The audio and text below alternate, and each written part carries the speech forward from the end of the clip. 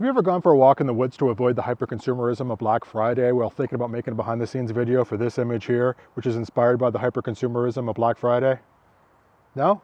It's just me? Huh. Oh well, this here's that video. Let's go.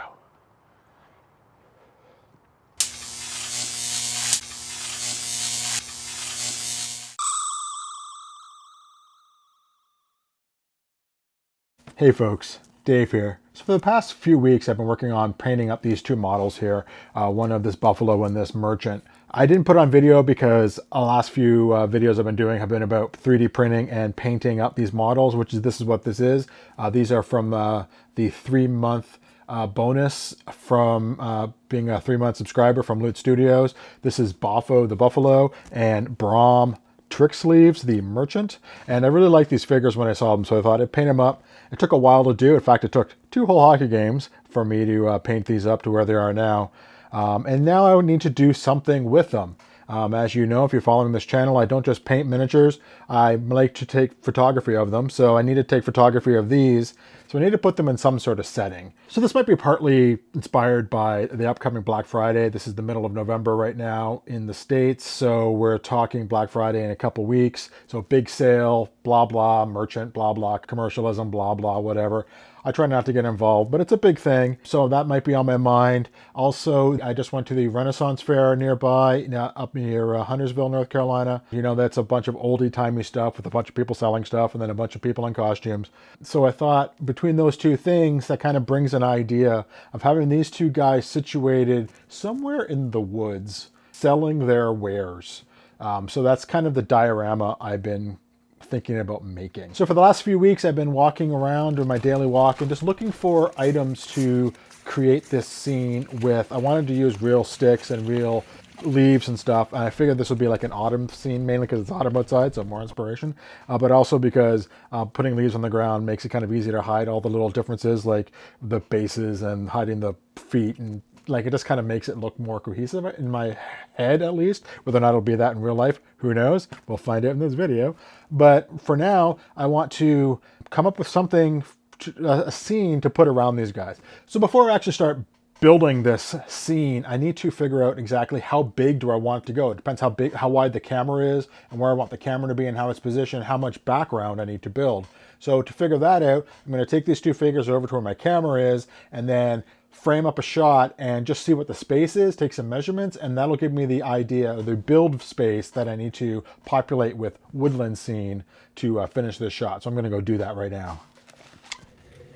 So to measure this up, I need to worry about what the camera sees. So I have a composition set up here using a 35mm lens and Boffo against a screen of a forest scene. The forest scene right now is just kind of there to kind of make it easier to see the definitions of things on camera.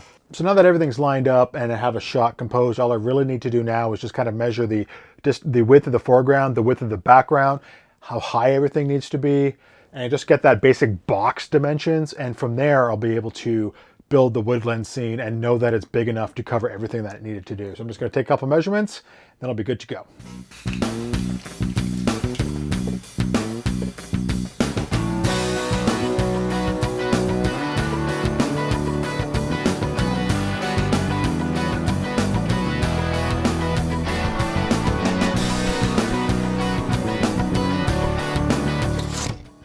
All right, so I have my dimensions. It's about 10 inches in the front, about 2 feet in the back, about 20 feet deep, and about 18 inches high. So if I build a woodland scene that contains those dimensions and has a spot for it in the middle for Boffo and Brom over here, then I should be good to go to be able to create my scene. I'm gonna worry about lighting and atmosphere later. I really just want to create this woodland scene, so that's my next step. So I'm gonna go off to my crafting room and start building.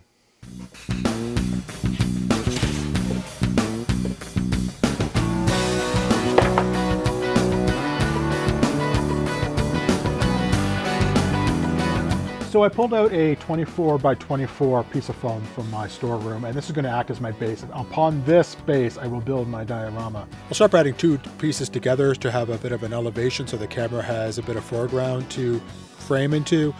I'll even off the sides to make it more like ground, and then glue it all together and put some books on it to make sure it's nice and secure while it dries, and then let it dry, and I'll go on to the next step.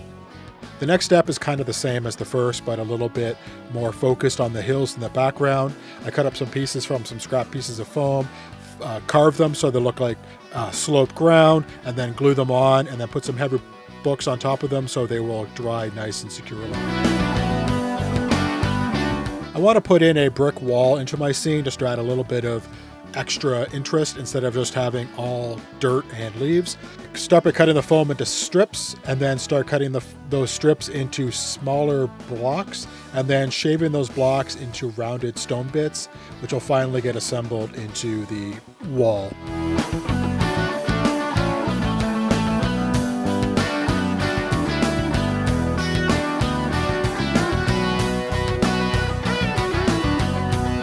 Once the wall's done, I just add more and more foam until I get the basic structure of my scene.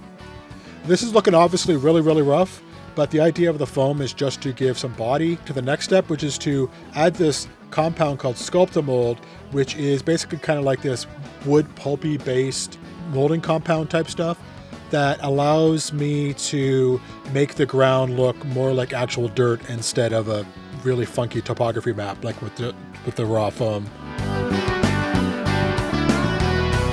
The nice thing about the Sculptamold is that it takes a very little time to dry, like it'll dry in half an hour to an hour, so I can quickly move on to the next step, which is covering the whole thing in a mixture of Mod Podge and black paint.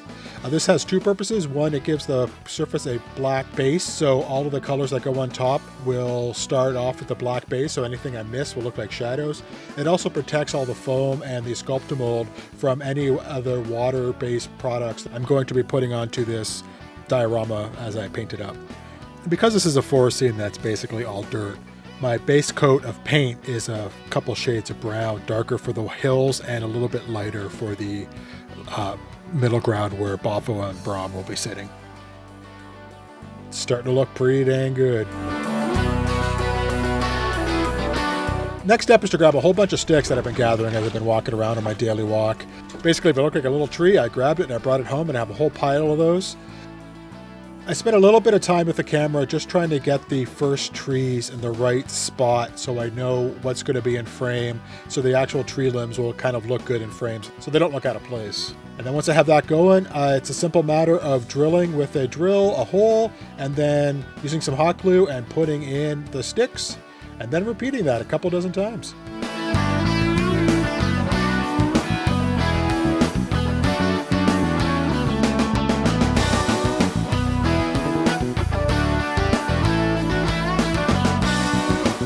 Once the trees are in place, I start adding in some dirt. This is dirt I just grabbed from my backyard. And I use a mixture of half water, half white glue, and spray that onto the diorama.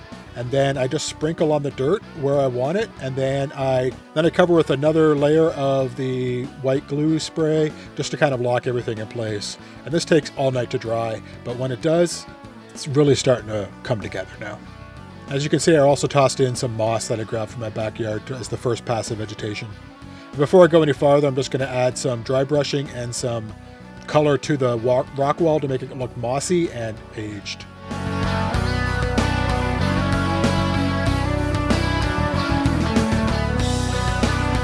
Now comes the tricky part, and the part that I'm not really sure is going to work out for this particular piece because I've never done this before, and that's to make scale leaves. So during my walk, as I've been gathering sticks, I've also been gathering a whole bunch of different colored leaves. And my plan is to just use a blender and just blend them up, and hopefully they will make the right size leaves. So let's see if this is going to work.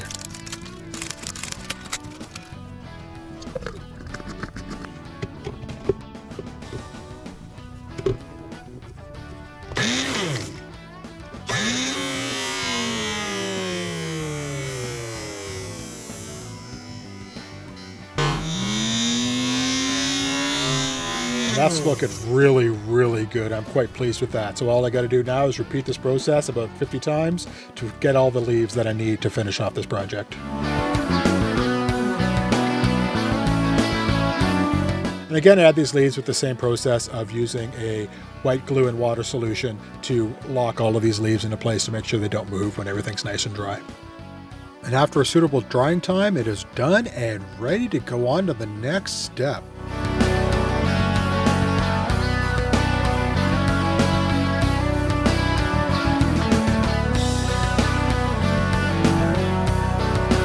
This is looking better than I expected it to, so let's take it over to my camera setup and start making some photo magic.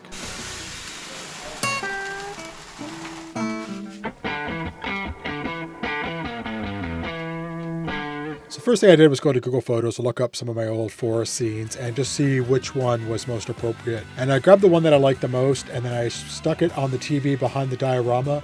And then using Photoshop, I dialed in the colors so it looked like it was a natural extension of the trees in the background. When it comes to lighting, I put a large LED panel on a stand above the TV, shining down from the back just to give some ambient light to the scene. As you can see, as I turn the light on and off, you can see how that light affects the actual scene in progress through the camera lens. And then on a Platypod with 3 gooseneck attachments, I stuck a lume cube to act as a sun that is shining in the background of my scene, just to add that extra drama. So the lume cubes are great because they're controlled by an app, which allows you to dial in the exact brightness you want from the lights. The figures themselves in the front are actually really dark, so I added a reflector to reflect back some of that light from the LED panel onto the scene to light up the figures. Everything's starting to look great now, so I just needed to add some atmosphere by using atmosphere aerosol, which is basically a smoke machine in a can. The reason why I'm doing this is to have a smoke effect, but it also catches the lights from the back and kind of blooms it out and gives a really nice ethereal smoke effect, which I really dig in my images. So now it's just a matter of spraying in some atmosphere aerosol and taking some photos with the camera and getting some frames and then bringing it all the way over to Photoshop.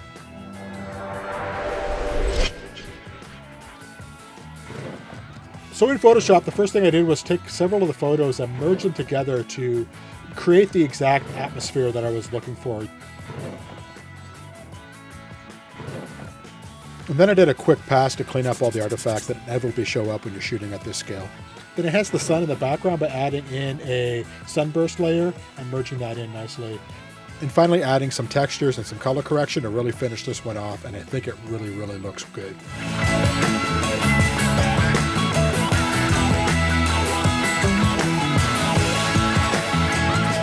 So that's it for this video. This is actually the largest diorama I've made, and I tried some techniques that I didn't think would work, and they actually ended up working out pretty well, and I think that's pretty fantastic.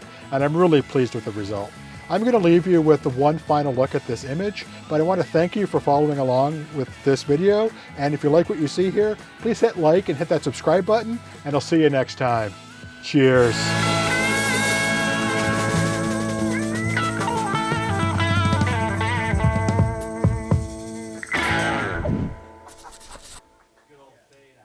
Yeah. Sorry, I was like, what?